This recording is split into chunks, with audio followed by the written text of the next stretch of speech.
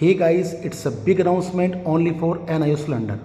Guys, if you are an enrollee student in stream 1 and block 1, then it's a news only for you.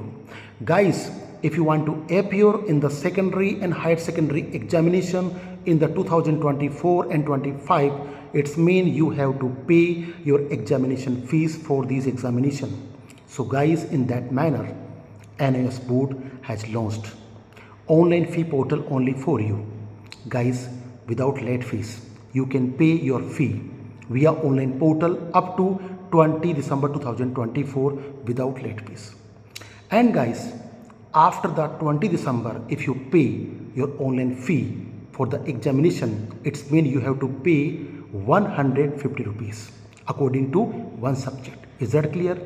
And after the 31st December, if you pay your fee, it's mean you have to pay the consolidated examination fees. Is that clear? And guys, if you want to know the more information about NIOS boards, then you can click on our official website, whose official URL link is www.navia.in. And guys, if you want to get a fresh notification about NVEA, then you can contact our helpline number 09414008310. Thank you so much guys. All the best.